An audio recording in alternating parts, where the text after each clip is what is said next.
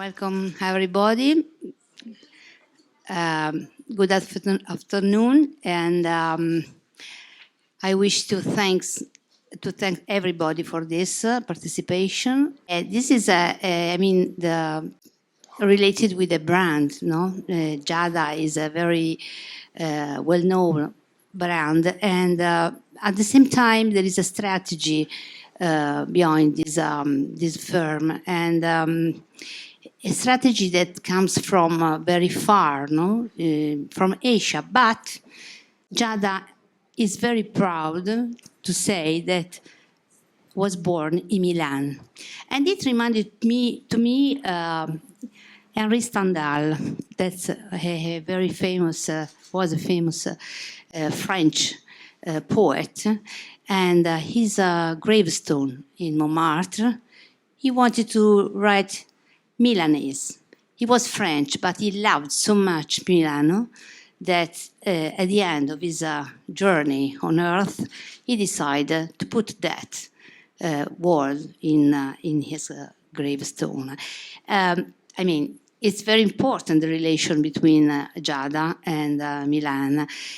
Also because it's not a brand only, a grief, as we say, but during the time after time, there have been many new situations and new way to express not only the love for beauty and fashion, but also for lifestyle. Lifestyle is very important to the Milanese idea of living. And we live in this city, and we know very well how much important it is to have this kind of lifestyle. That is includes a lot, a very important thing that is our background, cultural background. And this afternoon we have this chance to, first of all, we are in exhibition. There is an exhibition around us, you can see, and it's related with a very important, genius of our culture, Leonardo da Vinci. And so you will have this opportunity to enjoy it and also to learn from someone who knows very well all the background, the artistic background and scientific background, why there was this, we can talk about the ideal city. That is one of the main driver of Leonardo da Vinci, and how this can be related with sustainability and ecology in architecture and in design.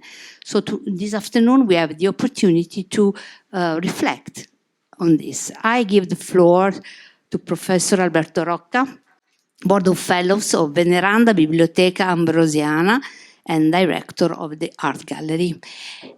Alberto, the floor is yours. Thank you so much. I got 10 minutes, and so I will remain in the 10 minutes. Please, if you can start with the slides. Ideal city.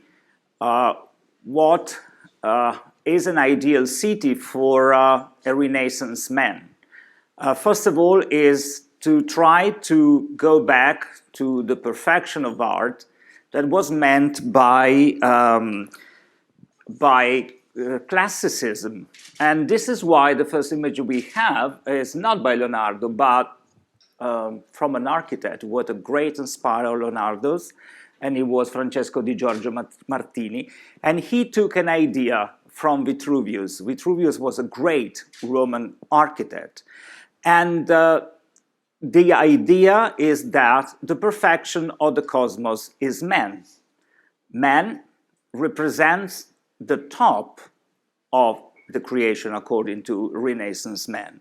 And of course, Leonardo da Vinci learned from Francesco di Giorgio Martini, and with his amazing ability in drawing, he represented perfection. Two geometrical we have two geometrical figures. One is the circle, and the other one is the square. And a square within a circle represents perfection. And actually, the human body is the only living being that can be inscribed perfectly within a square and within a circle. But problem was that this ideal man needs an ideal city. But what happened during history, and especially during the Renaissance, was that it became a philosophical topic. We have to analyze the human man, the human being, because we want to create an ideal city, a perfect city, but that was just a theoretical thing. And so we have this, this is an anonymous painter, the title is Ideal City. It was painted more or less between 1470 and 1472. And you see that you have all the lines that say perfection according to the golden ratio. What the golden ratio is, it was shown very well by Leonardo da Vinci. It means that every single part of the human body is related to the other parts of the human body according to a number, a ratio. I don't know whether you know that even the leaves, the leaves on the plants in this room are on the branch according to the golden ratio. A starfish is according to the golden ratio. A galaxy is according to the golden ratio. Everything in nature is according to this number. And so the ideal city was simply the reproduction of the golden ratio. You see that it might also look like a very cold city. It's cold. There are no trees, there is no nature. The only thing is that you have perfect proportions. And so also in this painting, which is more or less the same time, is 1480, 1490. This is in Baltimore, but it's Florentine. And yet here you have even more the ideal city, because at the center you have a building which is a round building, and so it is a circle. In Milan, should you walk, you can see, for instance, the Church of San Sebastiano, which is a perfect round church. And again, is golden ratio, and again is the idea of having a perfect space from the geometrical point of view. But you know that ideal city was not only something related to geometry or to architecture, but it was extremely important also in literature. And this is an image of one of the most famous theoretical philosophical writing on the ideal city.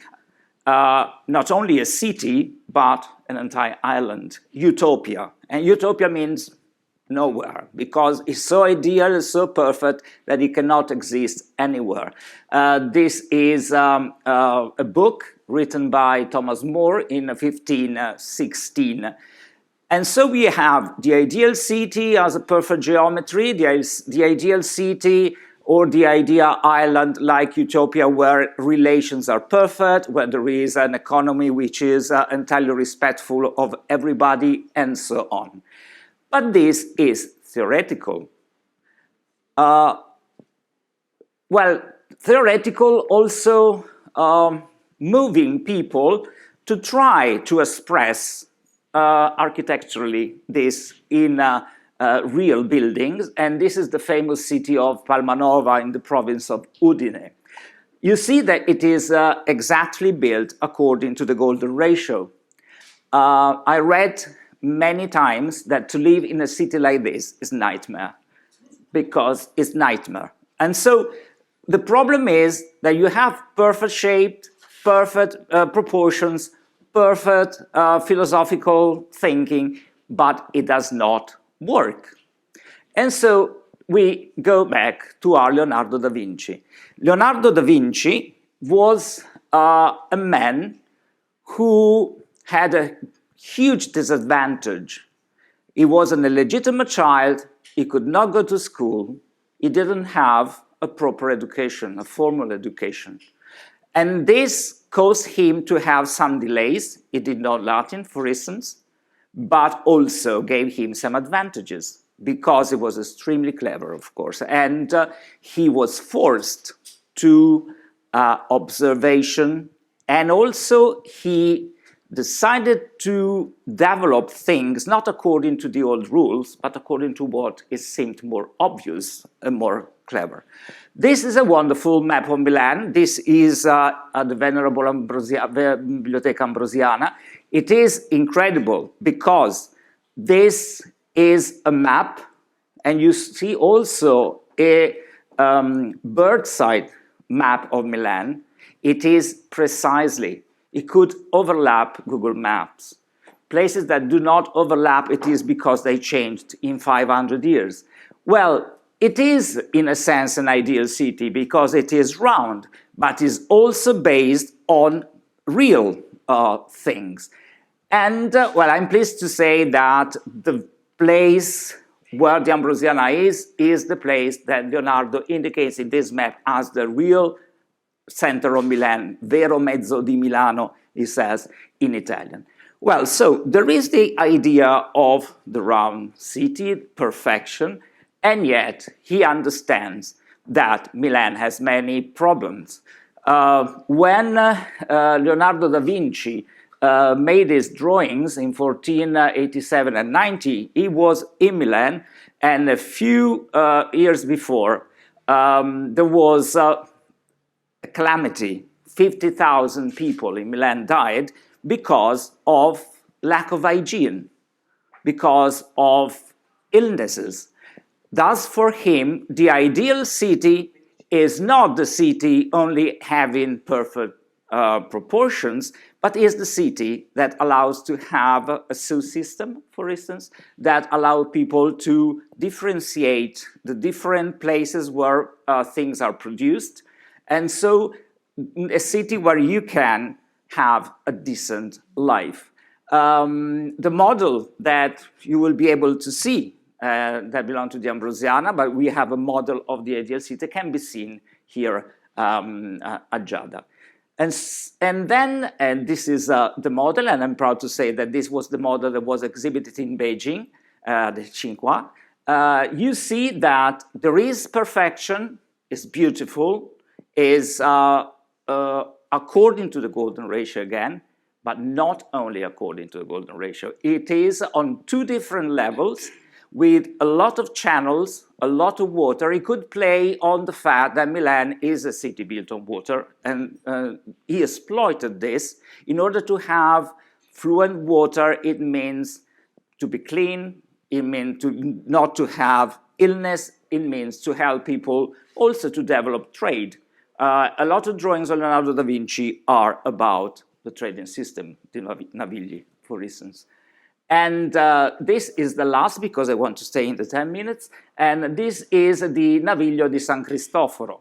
Of course, Leonardo da Vinci didn't have the technology we have. He didn't have the notions that Newton taught us, and so the drawing might be wrong from some physical elements, but it shows how the ideal city for Leonardo da Vinci was not only beautiful, but had to be functional. And this is the question that I want to leave you, and in my brief speech, there is a question mark in the Codex Atlanticus. Non può esserci bellezza e utilità, can there be utility and beauty? And this is still nowadays Leonardo's challenge. Thank you. Thank you very much, Alberto Rocca, for your reconstruction and help us to understand the background of this ideal city by Leonardo da Vinci. So thank you. We have an archistar between us. He's a very well-known architect, and we are proud to have you with us this afternoon. So there's something of this, say, ideal city. Is that true or not? Is it sustainable, your idea, and why is possible to talk about contemporary sustainable architecture? I'm not an expert, I'm not an art historian, so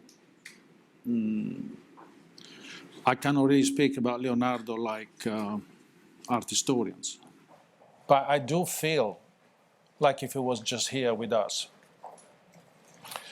And internationally, people say Leonardo was a genius. Of course he was a genius. He was ahead of others around him, 500 years ahead. Somebody who think of an helicopter 500 years ago is obviously 500 years ahead. And also the ideal city, which, people say is a genius, is a genius, is a genius. But he has presented a wonderful solution for the city, which has been ignored. And in my opinion, this proposal of Leonardo is still valid today. It would solve a lot of the problems. That's why utility and aesthetic can go together if people decide to. Leonardo struggled all his life to unite science and aesthetic, science and art. And still today we cannot unite art and science. They're still in competition, unfortunately. But let's see what I got to say in practical terms. So, inspiration for the GIADA stores.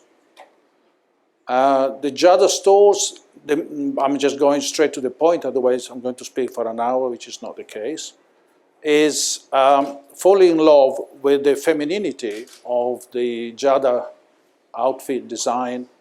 And I did imagine I did imagine flowers.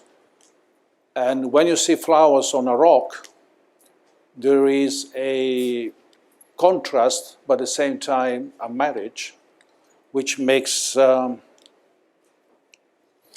interesting this femininity and masculinity together. That's why the materials I've chosen, which are all natural, try to emphasize an ideal love between the femininity and the masculinity in life. And the other inspiration is that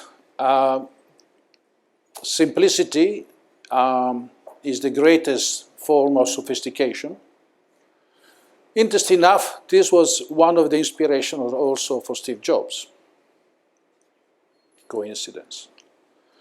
And because very often we confuse simplicity with something that is easy, something you don't have to think about it, or sometimes something boring. Simplicity instead is highly form of intelligence, sophistication. It's not something banal.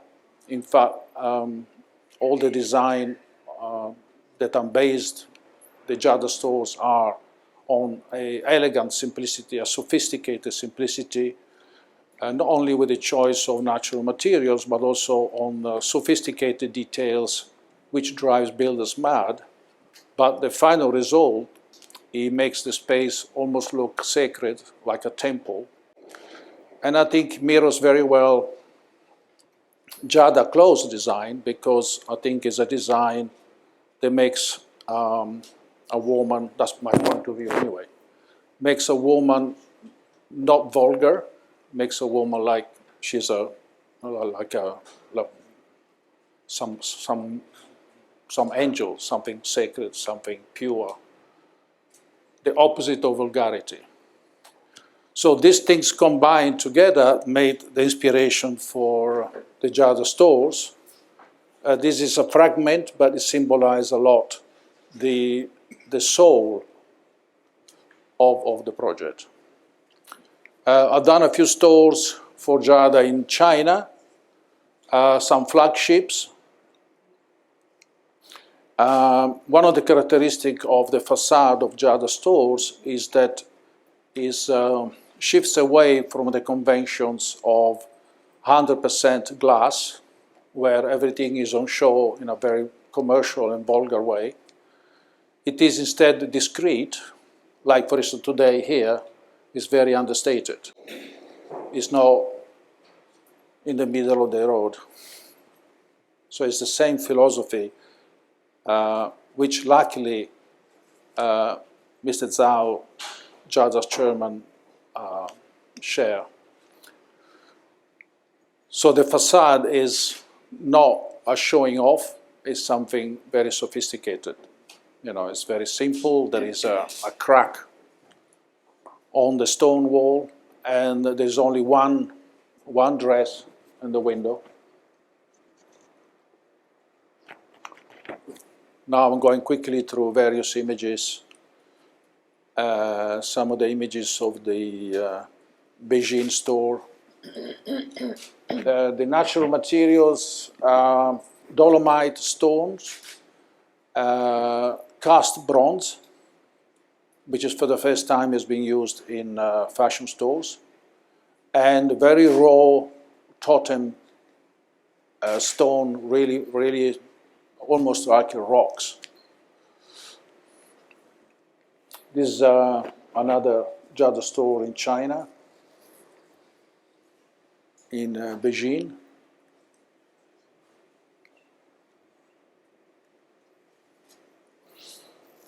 In most or almost all of the stores, in GIADA stores, there is the presence of water.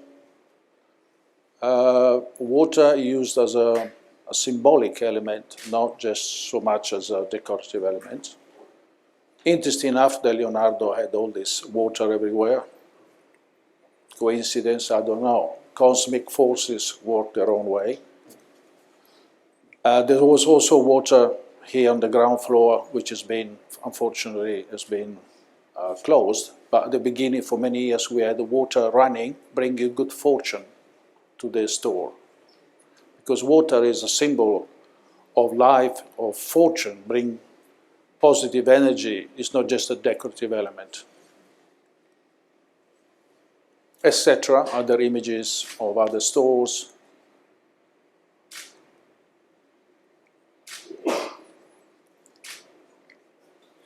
This is a store in Mao Zedong town.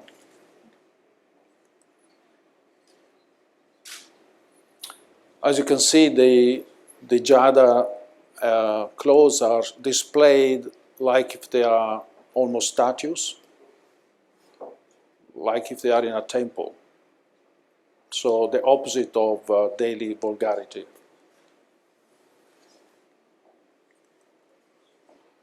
Etc., etc. You see natural material, for instance, the leather of the changing rooms, the leather of the walls and the doors is 100% leather.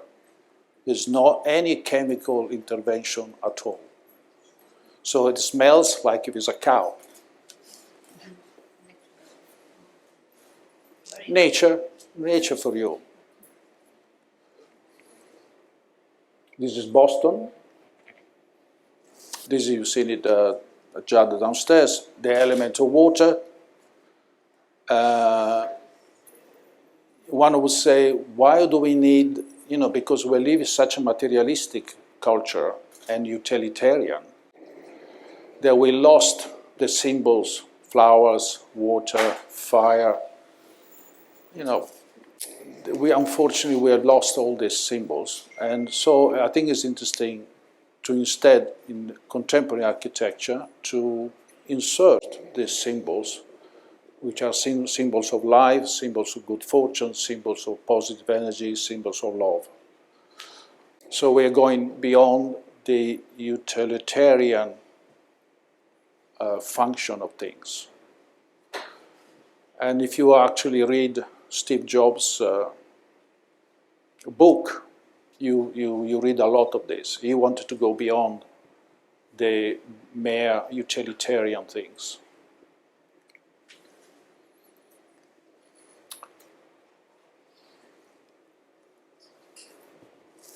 This for me is like an art, it's like a painting, this one.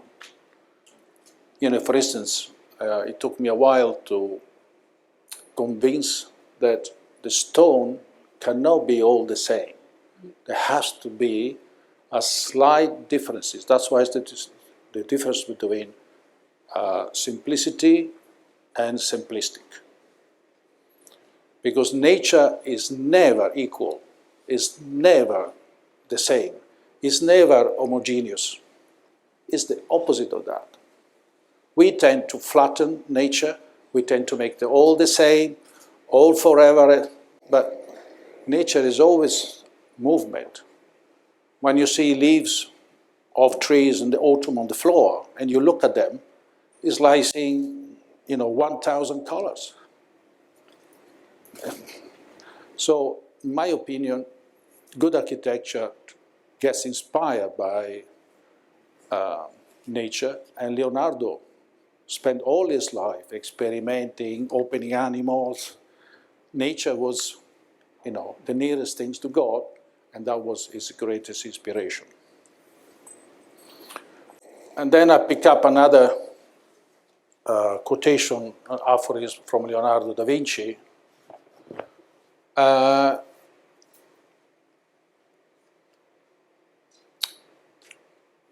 not sure how to translate this in English, but I'll try, because it's not easy. If you don't really know knowledge, and if you don't love knowledge, you will never be able to learn how to love. Interesting, eh? This is not by a philosopher, this is by Leonardo da Vinci. And what emphasized to me is that his final goal was love. And knowledge, art, and science was a mean for love. That's what I read from this aphorism from Leonardo. That's it. Thank you.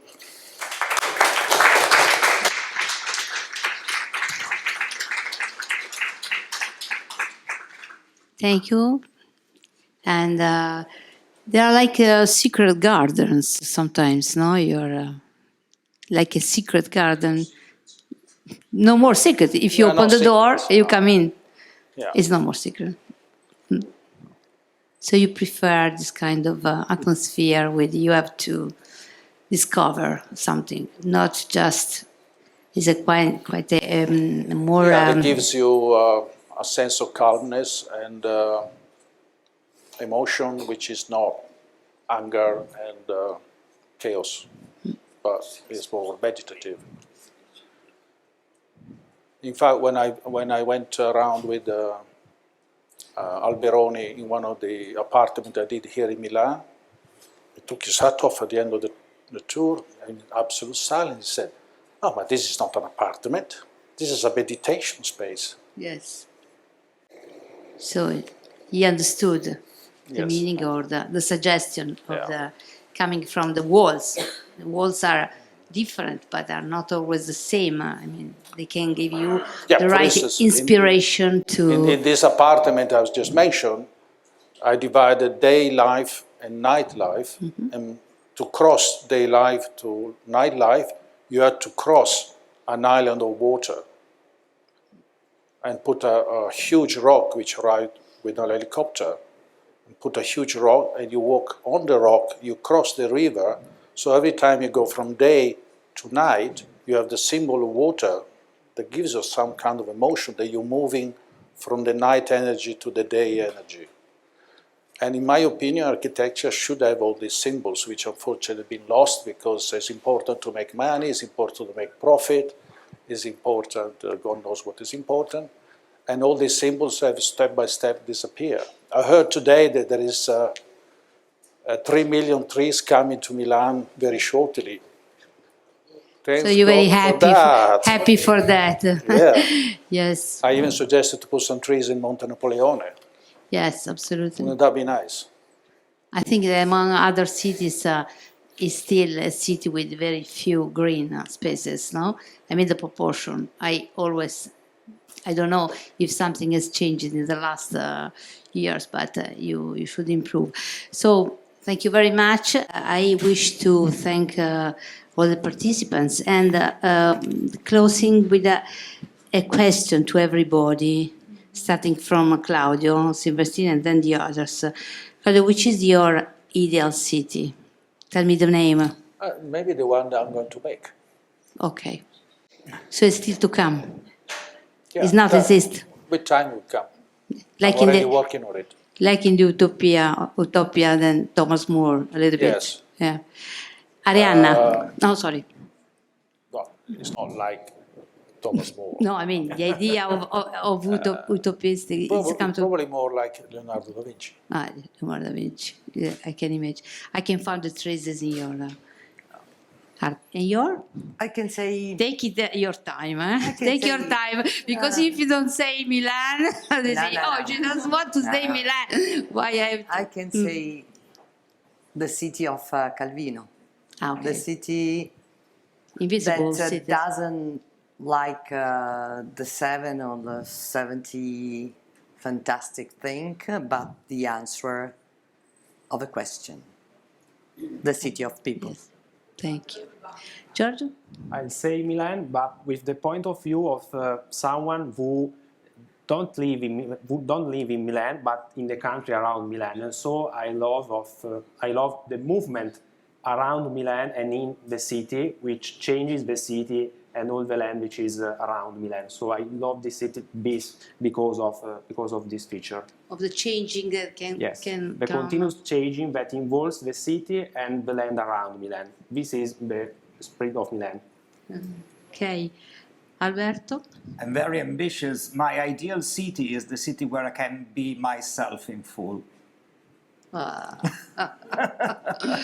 So I thank you very much for this, and thank you, of course, GIADA and GIADA Academy, Istituto Etero-Cinese, Ambrosiana, of course, and Milano Design Week. Without Milano Design Week, this meeting would be impossible, because you need an occasion, a reason to put together people, and during the Design Week, this magic can happen.